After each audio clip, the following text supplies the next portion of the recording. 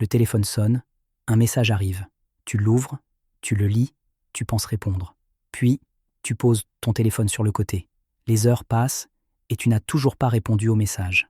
L'autre personne t'écrit à nouveau « Tu as vu mon message ?» À ce moment-là, tu paniques et tu écris quelque chose à la hâte. Mais ce cycle se répète sans cesse. Les gens te demandent constamment « Pourquoi tu réponds toujours aussi tard ?» Peut-être que tu vis toi aussi cette situation. Peut-être que, sans t'en rendre compte, tu répètes le même schéma.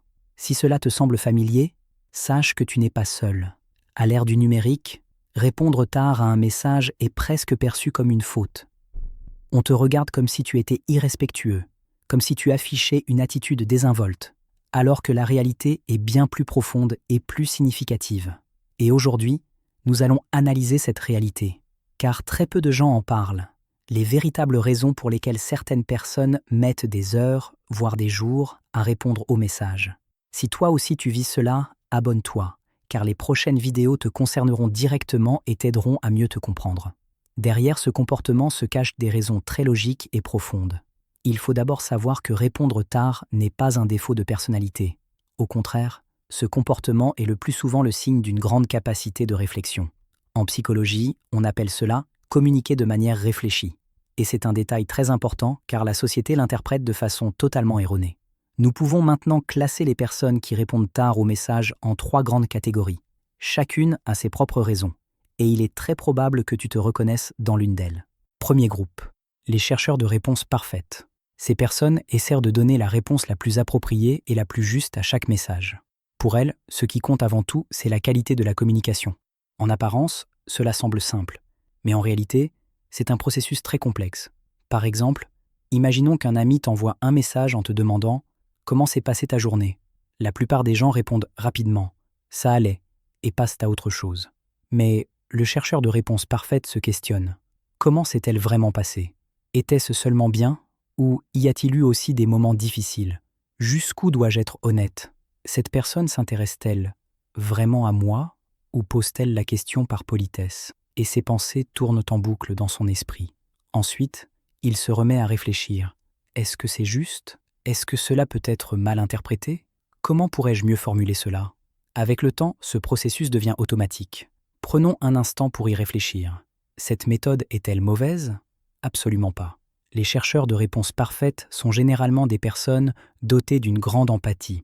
Ils font particulièrement attention à ne pas blesser l'autre, à ne pas envoyer un message erroné. Cette approche améliore la qualité de la communication, même si elle demande naturellement plus de temps. Deuxième groupe, les gestionnaires d'énergie mentale. Pour ces personnes, chaque interaction sociale demande une certaine quantité d'énergie. Répondre aux messages est pour elles une forme de performance sociale. C'est pourquoi elles choisissent de répondre lorsqu'elles se sentent suffisamment disposées. Peut-être que tu fais cela toi aussi, sans même t'en rendre compte. Par exemple, après une journée épuisante, tu rentres chez toi. En ouvrant ton téléphone, tu vois 5 ou 6 messages. L'un d'eux dit « On se voit demain ?» À un autre moment, tu aurais répondu immédiatement « Oui », mais à cet instant précis, tu es tellement fatigué que tu n'as même pas l'énergie de répondre à cette question pourtant simple. Tu te dis « Je répondrai demain » et tu poses ton téléphone. La plupart du temps, on ne se rend même pas compte de ce comportement. Et pourtant, c'est une réaction tout à fait naturelle et normale. Les gestionnaires d'énergie mentale cherchent à équilibrer leur niveau de batterie sociale. Lorsqu'ils sont fatigués, stressés ou mentalement indisponibles, ils reportent leurs réponses aux messages. Pour eux, il s'agit d'une stratégie de préservation et de soins personnels. En psychologie, ce comportement est appelé la conservation de l'énergie sociale. L'énergie sociale de chacun est limitée, et certaines personnes la gèrent de manière plus consciente et plus attentive. Troisième groupe, les penseurs profonds. Ces personnes n'abordent pas chaque message uniquement dans l'optique d'y répondre, mais dans celle d'en extraire du sens. Pour elles, la communication n'est pas un simple échange ordinaire, mais une occasion de créer une connexion significative. Par exemple, tu reçois un message disant « Aujourd'hui, je suis très fatigué ». La plupart des gens répondent « Repose-toi, bon courage ». Mais un esprit qui réfléchit en profondeur se pose d'autres questions. Pourquoi est-il fatigué ? Est-ce physique ou émotionnel ? Pourquoi me partage-t-il cela ? A-t-il seulement besoin d'empathie ou cherche-t-il une solution ? Comment puis-je l'aider ? C'est précisément là que le malentendu commence. Ce groupe possède généralement une manière de penser analytique.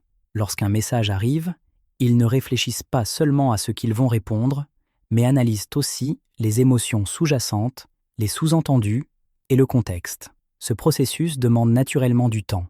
Les penseurs profonds n'aiment pas la communication précipitée. Ce qui compte pour eux, ce sont des réponses réfléchies et pleines de sens. Cette approche peut parfois sembler lente, mais elle conduit le plus souvent à une communication de bien meilleure qualité. Nous devons maintenant nous poser une question essentielle. Pourquoi la société interprète-t-elle ce comportement de manière erronée?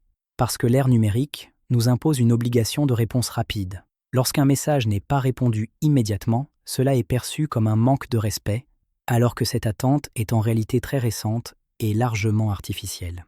Imagine, il y a 20 ans, tu écrivais une lettre à quelqu'un et tu attendais des semaines avant d'en recevoir la réponse. C'était normal. Aujourd'hui, si tu ne réponds pas pendant 1 heure, on dit que tu ignores l'autre. Et c'est un point extrêmement important. En réalité, les personnes qui répondent parmi tard maintiennent très souvent une communication plus réfléchie. Leur retard ne vient pas d'un manque d'intérêt, mais au contraire du fait qu'elles accordent beaucoup d'importance à ce qu'elles vont dire. Elles prennent le temps de formuler une bonne réponse. Dans le monde moderne, nous vivons sous une obligation permanente d'être joignables, comme si nous devions répondre aux messages à tout moment. Pourtant, certaines personnes choisissent de rester en dehors de ce cycle et de préserver leur propre manière de communiquer. Ce choix découle généralement d'une vision plus profonde de la vie. Il existe des personnes qui considèrent que la communication de qualité est plus précieuse que la communication précipitée et qui préfèrent les échanges profonds aux interactions superficielles. Cette attitude est-elle totalement saine? Dans la plupart des cas, oui, mais dans certaines situations, il est nécessaire d'être vigilant. Si tu as peur d'envoyer des messages, si tu hésites à ouvrir ton téléphone ou si tu t'éloignes complètement de la communication, il s'agit alors d'une autre problématique, et il devient important d'en comprendre la motivation. Réponds-tu tard pour privilégier une communication de qualité, ou est-ce lié à une anxiété sociale? Est-ce un choix conscient ou un sentiment de contrainte? Cette distinction est essentielle, car la première situation est saine, tandis que la seconde est un point sur lequel il faut travailler. Dans la majorité des cas, cependant, répondre tard constitue une approche de communication très précieuse, et elle présente de réels avantages. Les personnes qui répondent tard ressentent généralement moins de stress numérique. Au lieu d'être sous une pression constante de messages, elles communiquent à leur propre rythme. Elles ont des conversations de meilleure qualité, privilégient des réponses réfléchies et significatives plutôt que des réponses rapides, et vivent également moins de malentendus, car les messages rédigés avec réflexion sont plus clairs et plus compréhensibles. Que peux-tu faire pour ne pas déranger ton entourage? Tout d'abord, tu peux expliquer ton style de communication à tes proches. Je réponds aux messages de manière réfléchie. Si je réponds tard, ce n'est rien de personnel. Tu peux aussi envisager de répondre plus rapidement aux situations importantes, reconnaître les urgences et établir des priorités en conséquence. Sois également patient avec toi-même. Malgré la pression sociale, essaie de préserver ton propre rythme naturel. Personne n'est obligé de communiquer à la même vitesse. Enfin, n'oublie pas que la communication numérique n'est qu'un outil. La rapidité avec laquelle tu réponds à un message ne définit pas ta valeur en tant que personne. Ce qui compte réellement, c'est la qualité des liens que tu construis, pas leur vitesse. Lequel de ces 3 profils te correspond le plus? Le chercheur de réponses parfaites, le gestionnaire d'énergie mentale ou le penseur profond? Écris un seul mot en commentaire. Parfait, énergie ou profond. Quel que soit ton profil, ton habitude de répondre tard peut être une force, à condition de l'utiliser non pas pour t'isoler, mais pour construire une communication plus qualitative. Car la véritable connexion ne se trouve pas dans la vitesse, mais dans la profondeur.